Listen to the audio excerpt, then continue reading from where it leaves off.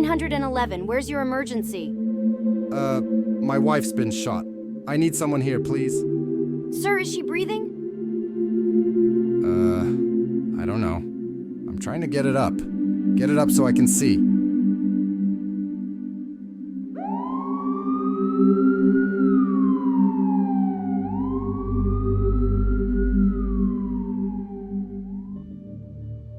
Hi, my name is Jack, and today we're going to look at another horrific Tiffiny Crawford case.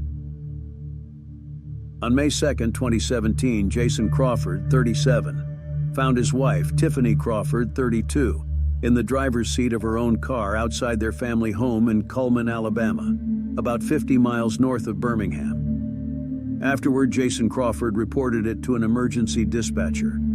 Officers from the Cullman County Police Department arrived on the scene immediately and found Tiffini Crawford lying on the seat of a white SUV holding a pink revolver.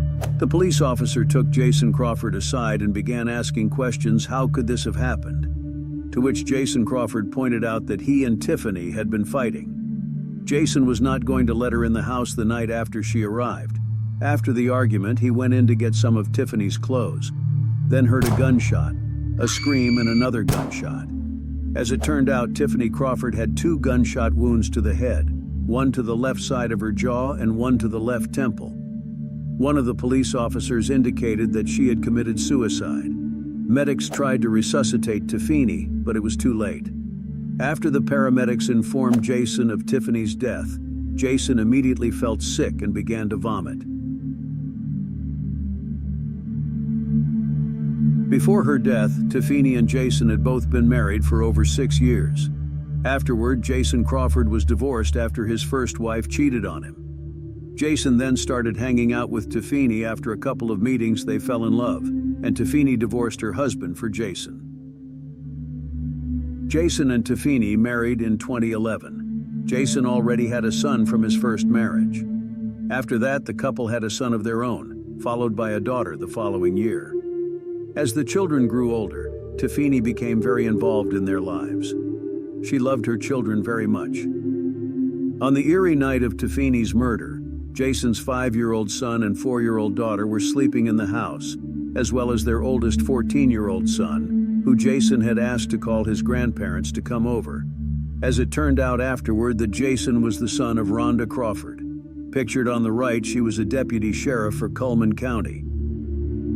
After investigators examined the scene that night, Sheriff Gentry decides to turn the case over to the Bureau of Investigation. The case was assigned to State Agent Joe Parrish, because the sheriff didn't want Jason's mother to take over the case, as she was related to him. The first thing Joe Parrish did was to get a warrant to search the car of the deceased, but the day before, the car had been given back to Jason, probably by his mother. And of course, there was no evidence in the van.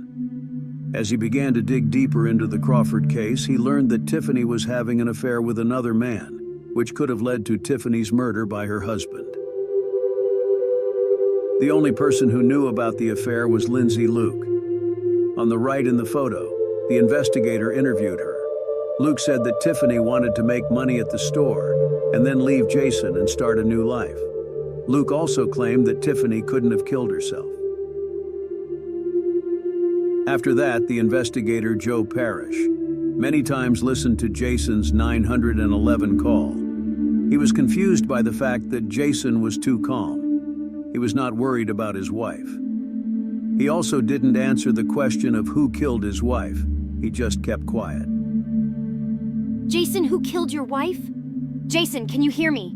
Can you tell me who killed your wife? A week after Tiffiny's death, while her autopsy was still pending, Jason was called in for questioning. During this interview, he said that prior to Tiffiny's death, he had noticed a change in her, that she had begun drinking, and that he had learned that Tiffiny was right-handed, and that the gun was found in her left hand. Jason also indicated that when he saw her correspondence with another man on her computer, he learned that she was having an affair. Due to a backlog at the state ballistics lab, Tiffini Crawford's autopsy results were delayed for a year. But when the report came back in March 2018, the case was ruled a homicide. Dr. Valerie Green was the medical examiner who performed the autopsy. She explained that based on the absence of gunpowder particles and abrasions around the wound on her left temple, she concluded. Dr. Green was also confused by the lack of blood on the car door, indicating that the door to the car was open at the time of the shooting because Jason was standing there. After this decision, Joe Parrish took the case to the grand jury, and Jason Crawford was charged with the murder of his wife, Tiffany. On May 21, 2018, Jason was taken into custody, but 30 minutes after his arrest, he was released on bail paid by his mother. Robert Teton left and Nicholas Weatherly became Jason Crawford's lawyers. They maintained their client's innocence and that police found nothing to indicate that he had recently discharged a firearm. But prosecutor Jeff Roberts and his assistant Deborah Ball were confident in their case against Crawford. They were sure that no one but Jason could have done it. He was the only one with motive. In November 2022, more than 5 years after Tiffini's death, Jason Crawford went on trial for her murder. The prosecution played the jury an emergency call and showed them some body camera footage. Prosecutor Jeff Roberts argued what he believed to be Crawford's alleged motive: anger over his wife's affair. The prosecution also called in DNA analyst Angela Fletcher, who examined swabs taken from Tiffini's gun. She testified that only a small amount of DNA was found on the gun. However, she was certain that both the grip and the trigger contained male DNA. She was unable to confirm whether this male DNA belonged to Jason Crawford. Because so little DNA was found on the gun, the prosecution said Jason Crawford must have wiped the gun clean and then planted it in Tiffini's hand. The defense said there was no evidence of that, but perhaps the most devastating testimony against Crawford came from forensic scientist Dr. Valerie Green.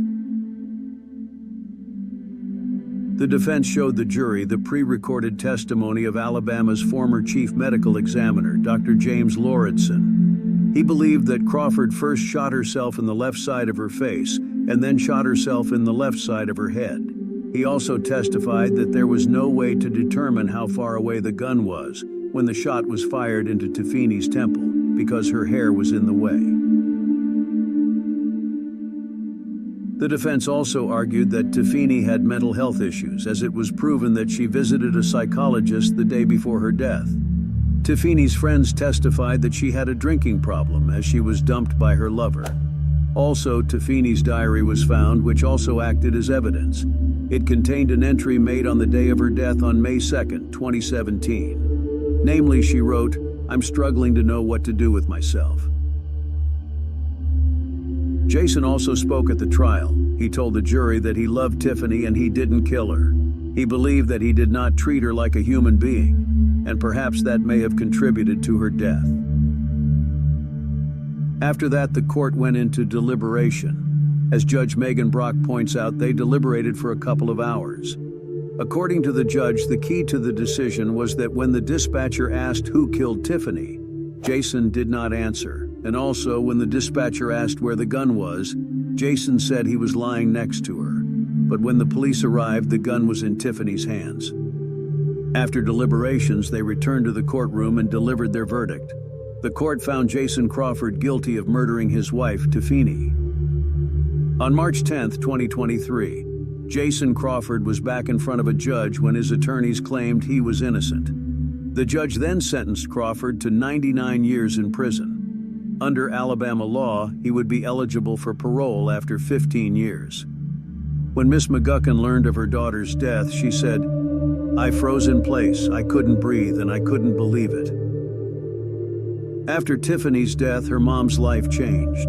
She said the following: Tiffini was kind and compassionate and wanted to help everyone. Tiffini's love of helping people is why, according to McGuckin, her daughter started a support group on Facebook called Mothers Helping Mothers.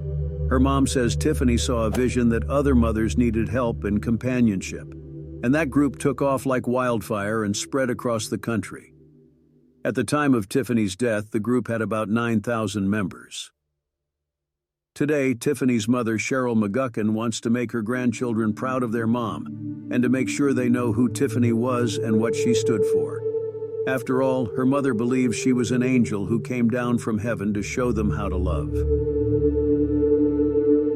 This story has come to an end. Thanks for watching. Don't forget to subscribe to the channel and write comments, as it motivates us to make more videos for you. Also check out our other videos in the playlist. All the best.